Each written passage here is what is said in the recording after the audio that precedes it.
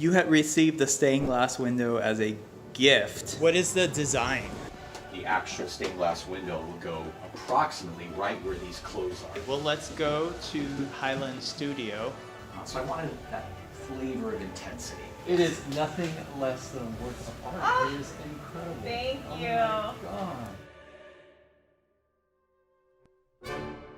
How long a project like this take from the time you receive a drawing like that to the end? Yeah, so I mean, that's always kind of up to what's going on in the shop, you know, previous projects, probably roughly like 2 months. How do you decide where to use more translucent versus transparent and textured versus smoother? That is pretty much generally up to the client sort of for the look that they're going for. You know, you envision that this was really saturated, really bright with a little light coming through, more opaque and getting brighter as we went out. It's really a case-by-case basis of what, you know, sometimes we play and we try one thing and put it next to another and decide, no, that doesn't work. With this one, like I said, was pretty straightforward because you had such a great idea to start with off the first point. So we used this glass all inside there. Flame motif, very alive and a bit more transparent. Very flame-like and sun-like as well. Great orange that we used in circle. Nice red here. Inside part and then the tips. Yep. We used a couple different blues. So we have this really nice light blue. So that's, you know, the more transparent as we come out.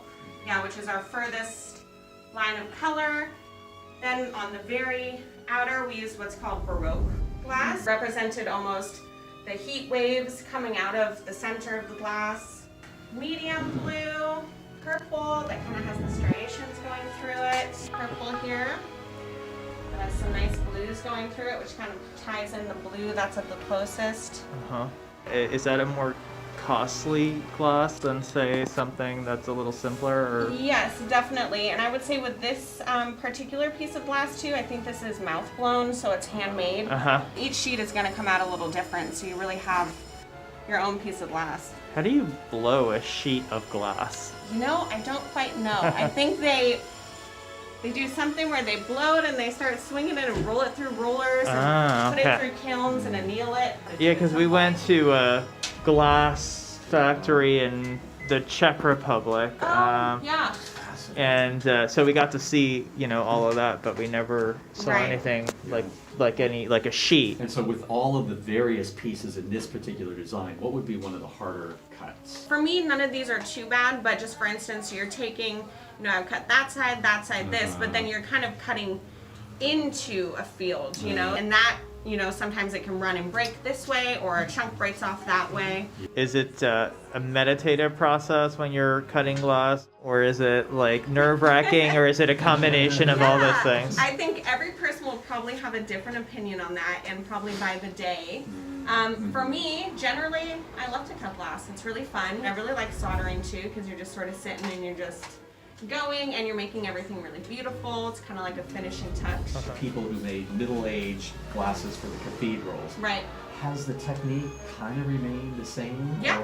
I mean, honestly, it's pretty much all exactly the same, aside from a couple tools. Pretty cool. It's probably one of the, not one of the only, but something that kind of like ceramics, not a huge amount has changed, you know? Yeah.